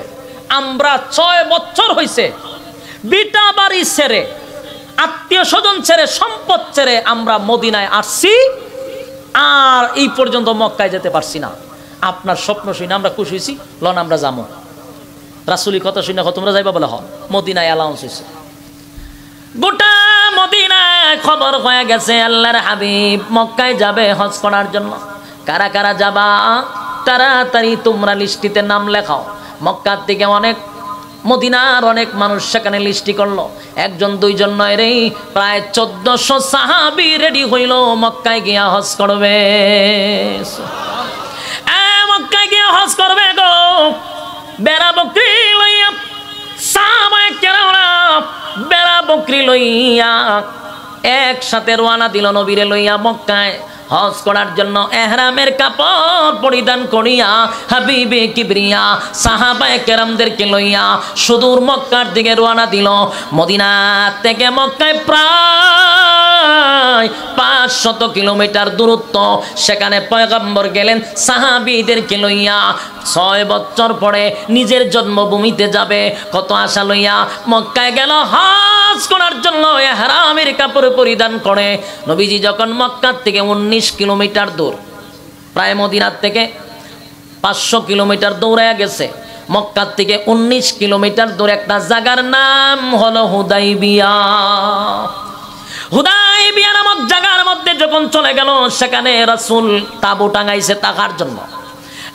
তাঁবু টাঙ্গাইয়া হাবিবে কিবরিয়া সাহাবায়ে কেরামদেরকে লইয়া যখন এক জায়গায় বসে রইলেন, মক্কার অলিতে গলিতে খবর হয়ে গেছে, গোয়েন্দা খবর জানায়া দিছে আব্দুল্লাহর পুত্র মুহাম্মদ যুদ্ধ করার জন্য বাহিনী লইয়া আসছে মক্কা দখল করার জন্য। জোরে কন্না আউযুবিল্লাহ। আমি আপনাদের কাছে জানতে চাই, আমার নবী কি যুদ্ধ করার জন্য গেছে? কথা কইনা দি না, যুদ্ধ করার জন্য যায় নাই। পয়গম্বর তো গেছে হজ করার জন্য, কিন্তু মুনাফিকরা খবর ছড়ায়া দিল আব্দুল্লাহর পুত্র মুহাম্মদ যুদ্ধ করার জন্য আসছে। এবার আবু সুফিয়ানের নেতৃত্বে তারা সাথে সাথে একটা মিটিংয়ে বসলো। না, মক্কাতে আমরা যতবার মদিনায় গেছি একবার নয় গো, 6 বছর আমরা হাজার হাজার মক্কাবাসী মুসলমানদের হাতে হত্যা হয়েছে, সবটিরে জাহান্নামে পাঠাইছে। এখন যদি মুহাম্মদ এসে মক্কা দখল করে, অস্তিত্ব থাকবে না। এরার ভিতরে কম্পন সৃষ্টি হয়ে গেছে। কম্পন সৃষ্টি হওয়ারই কথা, কারণ 6 বছর মায়ের কম খাইছে। কথা দিয়ে কই না আপনারা? আপনারা কি আসলে বিরক্ত লাগতেছে? বিরক্ত লাগতেছে আমার, কারণ এই মাইকটা আমার শ্বাস টানতেছে, জান বাইরে যেতেছে আমার। তা আপনারা যদি বিরক্ত না লাগে তখন তো কাহানা কই না কেড়ে। আর বেশি সময় টানতাম না, ছেড়ে দিমু। এখানে ওয়াজ করতেছি না, পুরা মাটি খাটতেছি, এমন কষ্ট হইতেছে আমার। কথা শুনেন, রাসূল কি গেছে মূলত যুদ্ধ করত না হজ করতে গেছে? এরা খবর কি রটাইছে? আব্দুল্লাহর পুত্র মুহাম্মদ মদিনার থেকে এসে মক্কা দখল করত। চিন্তা করেন মুনাফিক কত খারাপ। মক্কায় সাথে সাথে মিটিং বসছে, কারণ এর আগে শুধু মাইর খাই আইছে। ভিতরে আতঙ্ক আছে না নাই? আতঙ্ক আছে। যেমন ইসরায়েল এখন ভয় পাইতেছে ইরান যদি আবার হামলা করে, আতঙ্ক আছে না নাই? কথা হয় না? ইসরায়েল যখন ফিলিস্তিনের উপরে হামলা করছে, ভাবছে একটা দেশ, এখন দেখে ইরানও হুমকি দিছে, দৈরালামো নেপালন থেকে অলরেডি সেনাবাহিনী পাঠাইয়া দিছে, ঠিক কিনা? এখন এরার কিন্তু অবস্থা জাগাত নাই, ভিতরে আতঙ্ক আছে না নাই? কারণ ইরান যদি ধরে, আমেরিকারও ক্ষমতা নাই, ইরান এত পাওয়ারফুল। ইসরায়েলের কিন্তু অবস্থা খারাপ। ঠিক মক্কার মানুষ চিন্তা করলো 6 বার গেছি, 6 বারই মার খাইছি। এখন যদি আমরা মক্কা দখল করে কিছু করার থাকবে না, তবে জীবনের শেষ রক্তবিন্দু দিয়ে হলো মুহাম্মদকে মক্কায় ঢুকতে দিব না। নাউজুবিল্লাহ। এখন এরা করলো কি? কয়েকটা কাজ কর, এরা কতজন লোক আইছে আমরা আগে এটা অ্যানালাইজ করা দরকার। যদি লোক বেশি হয়, আমরা লোক বেশি লইয়া যুদ্ধ করতে হইব। এখন আগে তো জানতে হইব কতজন আইছে। আবু সুফিয়ানের নেতৃত্বে 2 জন গোয়েন্দা পাঠাইছে, রাত্রের বেলা লুকাইয়া তোরা দেখবি কতজন লোক আইছে। এখন 2 গোয়েন্দা গেছে, আর আল্লাহর কি কুদরত, রাসূলকে আগেই ইশারা দিয়া দিছে। রাসূল হঠাৎ করে সাহাবীদেরকে বলে, তোমরা একটা কাজ করো, ফাঁক করো, রাত্রের খাবার তৈরি করো। জি, রাত্রে ফাঁক খাবার করো। চুলা নিম্নে 100টা বানাইবা। কয়টা? আমার কথা কোন কয়টা? 1500 মানুষ খাইতে কয়টা চুলা লাগে? 100 লাগে? কয়টা লাগে? ওই এবারটা কইতো 8-10টা। আমি 2 চুলা দিয়ে 2000 মানুষ খাওয়াইতাম, সম্ভব নেই। তো অনেকে 10-12টা কইতাছে। মূলত চুলা 2 থেকে 3টা হইলে এনাফ। রাসূল কয়টা কইছে? 100 খানেক বানাও। সাহাবায়ে কেরাম বিবসায় রইছে, ওমা 1500 মানুষ 100 বানাইতাম কা? এটা কিভাবে সম্ভব? আর এক সাহাবী কয়, রাসূল কইছে, কথা কইছে, যা তাড়াতাড়ি যা। 100 চুলা বানাইছে। তো জিগাও যদি 100 চুলা কিতা করতাম, রান্না করবা? তে 100 চুলাতে ফাতিলা বইছে, আগুন ধরাইছে। তা আগুন যখন ধরাইছে, 2 গোয়েন্দা আইছে, রাত্রে মানুষ দেখতো। এরা গিয়ে দেখালে আগুন আর আগুন দেখা যায়। কিতার এত আগুন কা? একজনে কয়, কাছে যা। কাছে গেছে, গিয়া দে চুলা। তখন এরা মাথা তাত দিয়ে সর্বনাশ, সর্বনাশ, এত চুলা যদি হয় কি পরিমাণ মানুষ খাওয়াই না, সর্বনাশ। এর সাথে যুদ্ধ করা যেত না। ভয়ে দৌড়াই আবু সুফিয়ানের কাছে গিয়া করে, আবু সুফিয়ান লক্ষণ বালানা, লক্ষণ বালানা। বলে কি হয়েছে? বলে যুদ্ধ টুদ্ধ বাদ দাও, মায়ের খাই আইছো না মদিনায়, এখন একেবারে গিরায় গিরায় কুবাইব। ঘটনা কিতা? বলে যেই পরিমাণ চুলা দেখছি, মানুষ দেখুন দরকার নাই। আল্লাহ বিনা যুদ্ধে কেমনে জয় করে দেখেন, শুধু হিকমত অবলম্বন করছে। আবু সুফিয়ান হাসুই বলে, আরে আমি নিজে দেখছি যেই পরিমাণ চুলা, যুদ্ধ চাওন যেত না। আবু সুফিয়ানের নাবির মধ্যে মুসরা মারছে, সর্বনাশ, এত লোক হইলে কেমনে যুদ্ধ করো। আচ্ছা যাক, এখন কই হন রে রাত্রের বেলা কি দেখছত না দেখছত, চুলা দেখছত। আচ্ছা একটা কাজ কর, দিনের বেলা একটা ঘুরতে দিয়া, সকালে বুড়ে যাইবি, গিয়া দেখবি মানুষ কত। আচ্ছা ঠিক আছে, 2 গোয়েন্দা রেডি হয়েছে। রাত্রে সবাই খানার পরে রাসূল কয়, শোনো তোমরা সকালবেলা তো সবারই বাথরুমের প্রয়োজন, তোমরা 4-5টা বাথরুমের ব্যবস্থা করো। সাহাবায়ে কেরাম হুজুর সব দিয়ে উল্টা পাল্টা, চুলা লাগে 3-4টা, বাথরুম 100 বানানি দরকার। কথা কয় না, যত বেশি বাথরুম হয় তত ভালো না। তুই বাথরুম এনে বেশি হইতো, বাথরুম দেখুন 3-4টা, চুলা দিয়ে বানাইছেন 100টা, ঘটনা কিতা? উল্টা পাল্টা দি লাগে। তো সাহাবীরা কয়, রাসূল বলছে এটাই হিকমত, যাও। 4টা না 5টা 1500 মানুষের জন্য বাথরুম বানাইছে। আচ্ছা কোন বাথরুম যদি 5-6টা হয়, সহায় লালা লাগবো নি, ঝামেলা। কথা কই না দি। এখন সকালবেলা 1500 মানুষেরই ধরছে বাথরুমে। এখন কিতা করতো? এখন 5 জন গেছে, বাকি 1500 দাঁড়ায় রয়েছে, একটার পর একটা সিরিয়াল ধরতে ধরতে গেছে আপনারা হুমনা বাজার, এত লম্বা সিরিয়াল। আর ওই সোহাইল লালে আছে 2 গোয়েন্দা মানুষ দেখতো, আয়া দেহে বাথরুমের কাছে যেই পরিমাণ সিরিয়াল, সব্বনা। আচ্ছা বাথরুমও যদি এই পরিমাণ সিরিয়াল হয়, তাবুর ভিতরে কি পরিমাণ? তাবুর ভিতরে আসেনি কেউ, সবাই বসে বাথরুম, তাবুর ভিতরে নাই একজনও, হুদাহুদি। কিন্তু এরা টার্গেট নিছে, বাথরুমের সামনে যদি এই পরিমাণ লোক হয়, তাবুতে জানে কি পরিমাণ। আমি রাত্রি কইছিলাম আবু সুফিয়ানের যুদ্ধ যাইস না, হ্যাঁ আবার সকাল লালা পাঠাইছে আমার, এখন দিয়ে আরো দরবার দেখতেছি, আবার দৌড়াইয়া গেছে আবু সুফিয়ানের কাছে, গিয়া হয় লক্ষণ আরো বেশি খারাপ। ও কিতা দেখছ? সব্বনা, খালি বাথরুম আর বাথরুম, আর লুক আর লুক, তাবুর ভিতরে লোক তো রিজার্ভ হয়েছে, বাথরুমও যে পরিমাণ লোক, এরার মতো তুই আমরা জনগণ নাই। আবু সুফিয়ান সব বনাশ করে না, যুদ্ধ করন যেত না। যুদ্ধ আর হয়েছে নি না, যুদ্ধ আর হয়েছে না। দেখছেন হিকমত কারে কয়, বিনা যুদ্ধে। আর যুদ্ধের নাম হলিছেন এরা বয়ে। কিন্তু বেঈমানরা রাসূলকে মক্কায় ঢুকতে দেয় না। ওই যে হুদাইবিয়ায় গিয়ে রাসূল তাবু টাঙাইছে, এইখানে বসায় রাখছে, আপনি এখানে থাকেন, ঢুকতে পারবেন না। রাসূল 2-3 দূত পাঠাইছে, না ঢুকতে দেয় না। শেষ পর্যন্ত রাসূল পাঠাইছে হযরত উসমান রাদিয়াল্লাহু তাআলা আনহুকে, কারণ তাদের সাথে ব্যবসায়ীভাবে একটা লেনদেন ভালো ছিল। পাঠাইছে, যা তুমি যাও, গিয়া কইয়াও এরারে যে আমরা যুদ্ধ করতে আসছি না, আমরা জাস্ট শুধু মক্কাটা জিয়ারত করব, আমরা পশু জবাই দিব, আমরা চলে যাব।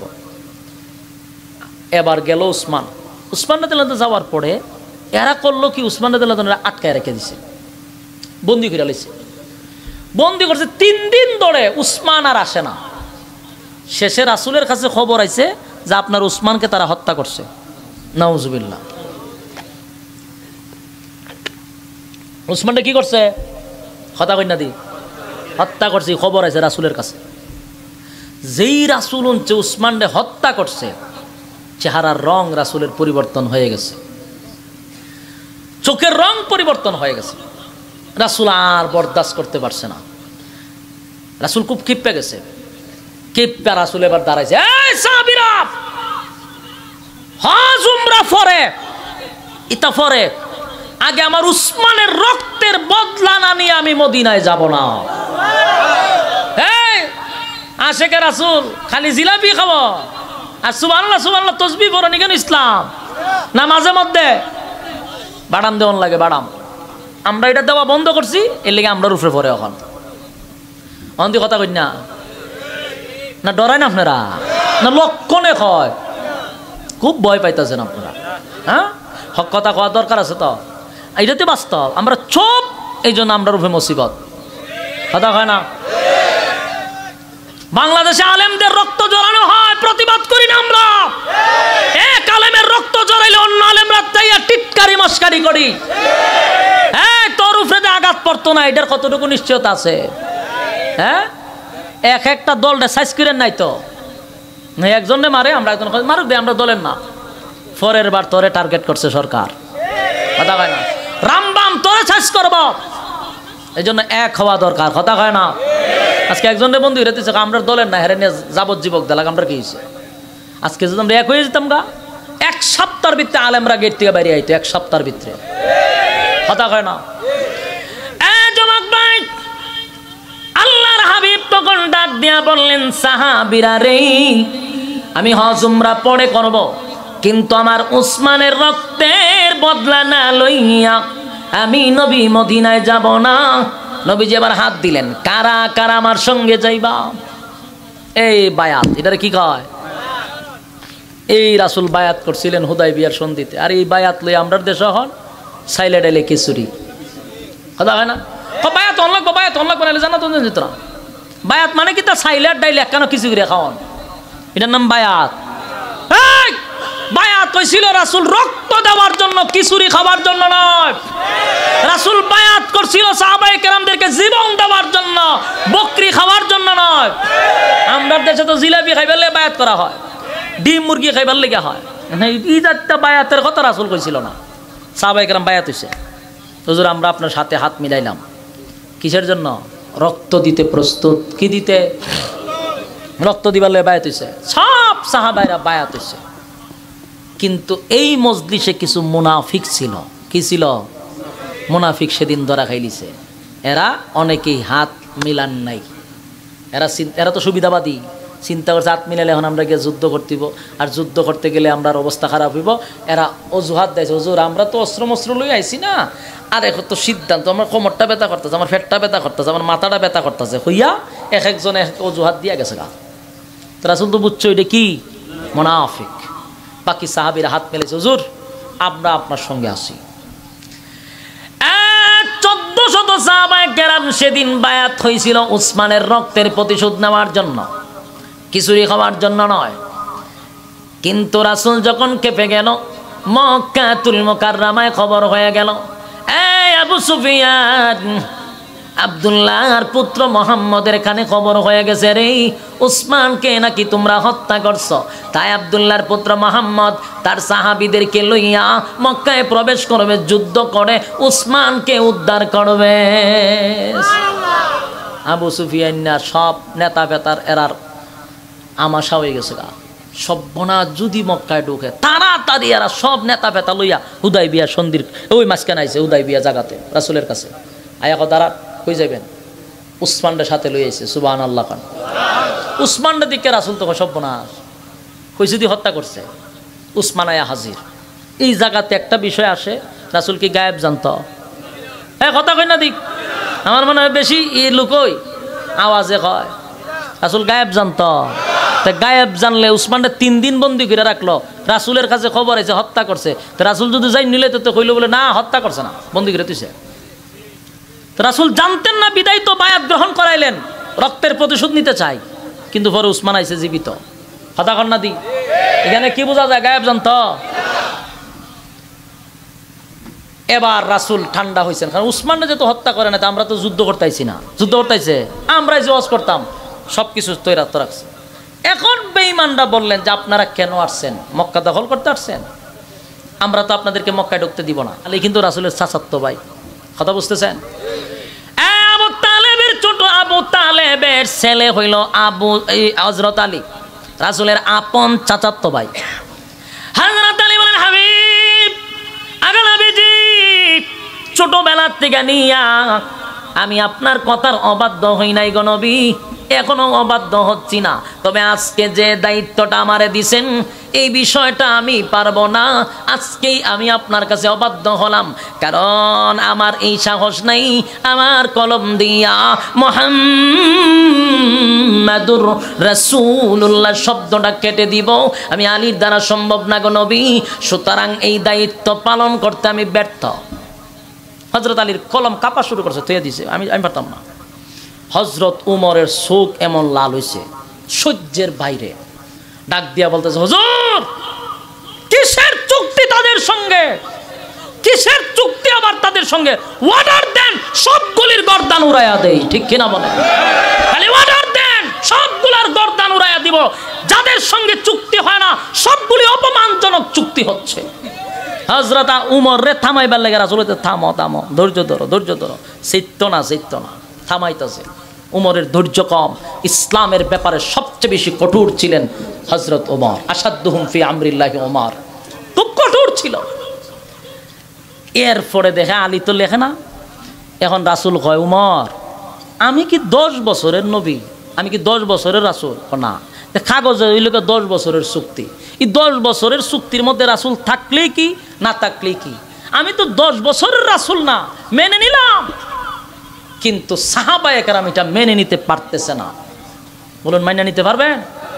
আমাদের সামনে আমাদের রাসূলের নাম কাটতে দিব, এটা মানা যায় না। কিন্তু শেষ পর্যন্ত রাসূল কলম নিয়ে বলেন কোন জায়গায় রাসূল বলো, বলে এই জায়গায় রাসূল। রাসূল কেটে দিয়েছেন রাসূল নিজেই, সুবহানাল্লাহ। রাসূলের এই আচরণে নাম দিয়ে রাসূল কেটে দিছে। 1400 সাহাবীদের কলিজাটা ফেটে খান খান হয়ে গেছে, চোখ দিয়া পানি পড়া শুরু হয়েছে যে এত বড় অসম্মান আমার সামনে দাঁড়ায় আমার নবীর নাম কাটতে দেয়। যুবক ভাই, এখানে শেষ নয়। আল্লাহর পয়গম্বর তখন বেতায় ব্যতীত হইয়া সাহাবায়ে কেরামদেরকে বললেন পশুগুলা আনছো মদিনার থেকে, পশুগুলা এখানে জবাই করো। পশুগুলা এখানে জবাই করিয়া রাসূলুল্লাহ মদিনার দিকে রওনা দিবে। কিন্তু উমর এখনো শান্ত হয় নাই, কথা কয় না। উমর নিজের শান্ত করতে পারে না, ধৈর্য ধরতে পারতেছে না, রাগে চোখ লাল হয়ে গেছে, তরতর করে উমর কাঁপতেছে। কোন সাহাবী নবীর উপর দিয়া কথা বলার সাহস নাই রে, কেউ কথা বলতে পারে না। হযরত উমর ডাক দিয়ে বলে নবী গো, আমি আপনার সামনে কিছু কথা বলতে চাই, আর ধৈর্য ধরতে পারি না। আল্লাহর নবী বলেন কি বলবা বলো। বলো নবী আমি জানতে চাই আপনি সত্যি আল্লাহর রাসূল? দেখেন প্রশ্নটা দেখেন কিভাবে করে, আপনি কি সত্যি আল্লাহর রাসূল? রাসূল কয় হ্যাঁ আমি সত্যি আল্লাহর রাসূল। আমরা যে আপনার উপরে কালেমা পড়ছি, এক আল্লাহর উপর ঈমান আনছি, আমরা কি হকের উপরই আছি? রাসূল বলেন হ্যাঁ হকের উপরে আছো। যারা আপনার লগে চুক্তি করলো সন্ধি করলো তারা কি হকের বাহিরে না? বলে হ্যাঁ। তারা যদি হকের বাহিরে হয়, আমরা যদি হকের পক্ষেই হয়, তাহলে আমি আপনার কাছে জানতে চাই তাদের সাথে কি এর চুক্তি? কি এর চুক্তি? আপনার সত্য নবী, আমরা সত্যের পক্ষে আছি, এরা বাতিল, অর্ডার দেন, অর্ডার দেন খালি। রাসূল কয় থামাও, কুরবানি দাও, জবাই টবাই যা আছে সব করো। আবার থামাইছে। কতক্ষণ পরে উমর আর শান্তই হয় না, মেজাজ কেমন গরম হয়েছে। উমর রে তুই আর রাসূলের নাম কাটতে দে, মানবেন? আপনারা নে বছরে একবার নবীর প্রেম দেখান, এরা তো বছরে প্রেমিক না।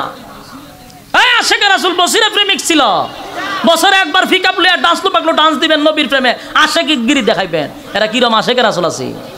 হ্যাঁ, আমরা দেশে প্রেম জায়গা ওঠে বছরে একবার। ইরম প্রেমিক ছিল না।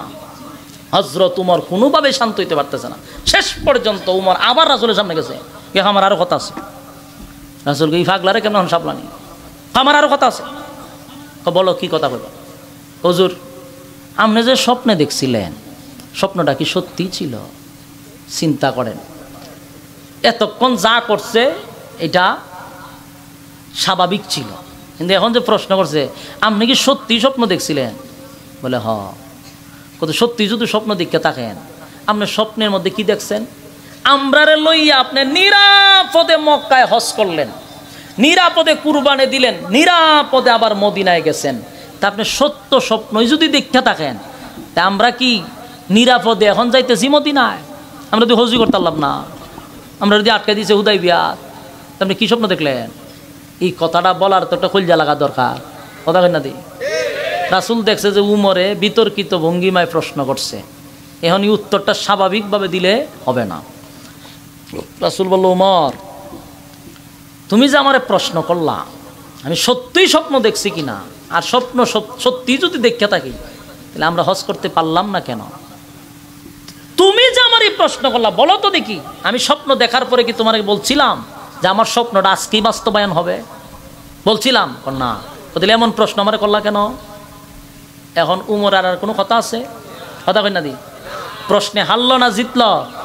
হেরে গেছে। মনের ব্যথা মনে লইয়া হযরত উমরের অনেক কথা ছিল, কিন্তু প্রশ্নে হেরে যাওয়ার কারণে হযরত উমর একেবারে চুপ হয়ে গেছে, আর কোনো কথা বলতে পারলো না। এই তো সাহাবীদের কলিজার মধ্যে ব্যথাটা রয়ে গেল রে। মনে বড় আশা ছিল মক্কায় গিয়া জিয়ারত করব, খানা কাবা জিয়ারত করব, পারলাম না। এটাও দুঃখ ছিল না, দুঃখ হলো 1400 সাহাবায়ে কেরামদেরকে দাঁড় করাইয়া কেমনে গো নবীর নাম রাসূলুল্লাহ কেটে দিল। কোন সাহাবী বরদাস্ত করতে পারে না, কথাও বলতে পারে না।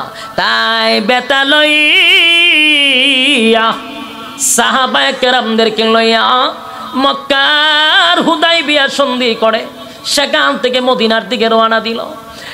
এক বুক বেতা লইয়া, কলিজা পাটা বেতা লইয়া সাহাবায়ে কেরাম নবীর পিছনে পিছনে 500 কিলোমিটার দৌড়ায়া যাচ্ছে। একজনেরও ভিতরে শান্তি নাই, মনের মধ্যে বড় ব্যথা গো।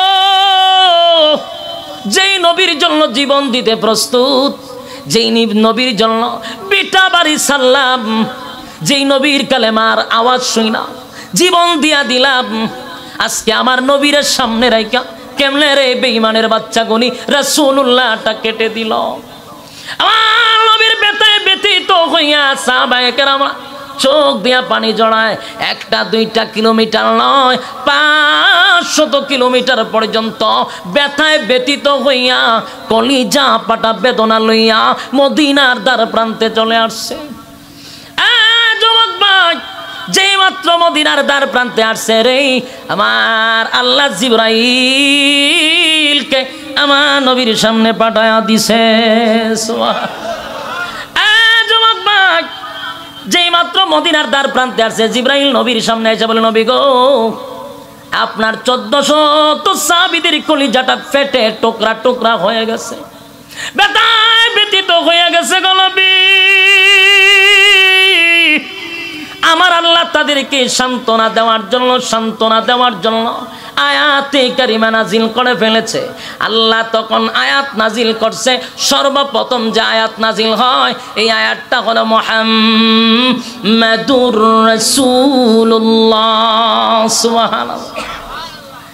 মুহাম্মাদুর রাসূলুল্লাহ ওয়াল্লাযীনা মা'হু আশিদ্দাউ আলাল কুফফারি রুহামাউ বাইনাহুম তারাহুম রুকআন সুজদা।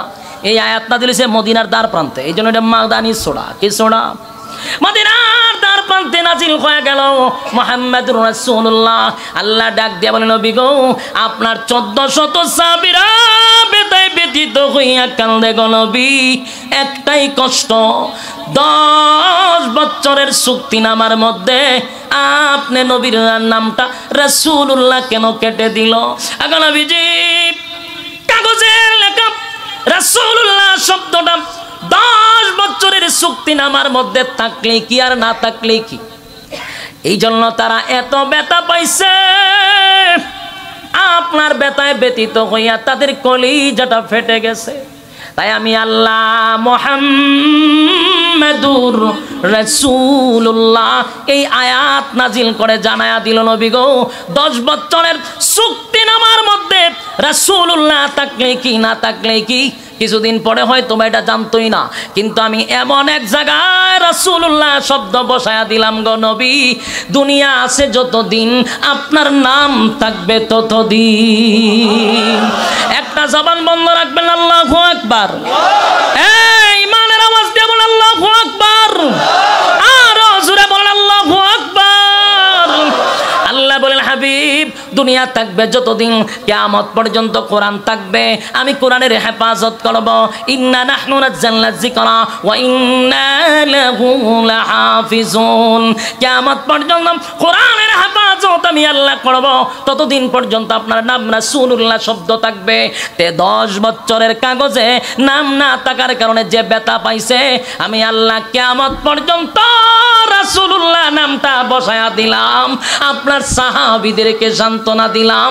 জোরে কোন সুবহান। আমি আপনাদের কাছে জানতে চাই, শুধুই কি রাসূল ব্যথা পাইছে? সাহাবীরা ব্যথা পাইছে না রাসূলও পাইছে? কথা হয় না? সাহাবীরা যেমন মনের ব্যথা লইয়া মক্কা থেকে মন ভাঙা মদিনায় আসছে, আমার নবীর কম কষ্ট হয় নাই রে। কলিজা টুকরা সাহাবীদেরকে লইয়া মদিনা থেকে মক্কায় গেছে হজ করার জন্য। অপমান হইয়া হজ করতে দিল না, ফিরত আসলো। নবীর কষ্ট আছে না নাই? হ্যাঁ, কথা কই না গেড়ে? নবীজির ভিতরে কষ্ট আছে রে। আমার আল্লাহ কিন্তু সেই কষ্টটা বুঝতে পারছে, তাই আল্লাহ নবীরও সান্ত্বনা দেয়। নবীরের সান্ত্বনা দিতে গিয়া সূরা ফাতাহের প্রথম আয়াত নাজিল করে জানায়া দেয়, ইন্না ফাতাহনা লাকা ফাতহাম মুবিনা লিয়াগফিরা লাকা আল্লাহু মা তাকদ্দামা মিন যামবিকা ওয়া মা তাআখারা ওয়া ইউতিম্মা নি'মাতাহু আলাইকা ওয়া ইয়াহদিয়াকা সিরাতাম মুস্তাকিমা وينصرك الله نصرا عزيزا هو الذي أنزل السكينة في قلوب المؤمنين ليزدادوا إيمانا مع إيمانهم ولله جنود السماوات والأرض وكان الله عليما حكيما পাতায়ের প্রথম আয়াতগুলি নাজিল করিয়া বন্ধুরে বন্ধু সান্ত্বনা দেয়, বন্ধু কান্দেন না, মন খারাপ কইরেন না। রাসূলুল্লাহ শব্দটা কিয়ামত পর্যন্ত বসায় দিলাম গো নবী। আর ইন্না ফাতাহনা লাকা ফাতহাম মুবিনা এই আয়াত নাজিল করিয়া আপনি নবীকেও আমি জানায়া দিলাম, আজকের সন্ধি ওই বেঈমানের সঙ্গে যে সন্ধি করছেন, এই সন্ধির কারণে আপনাকে আমি প্রকাশ্যে বিজয় ঘোষণা করে দিলাম। পরবর্তীতে মক্কা বিজয় এই সন্ধির কারণে হয়েছে। বলুন কিসের কারণে? মক্কা বিজয়ের একমাত্র কারণ ছিল সন্ধির কারণে। লম্বা ইতিহাস বলতে গেলাম না। পরবর্তীতে মক্কা পুরা এরিয়া নবীর পায়ের তলে এনে দিছে এই সন্ধির কারণে। সুবহানাল্লাহ।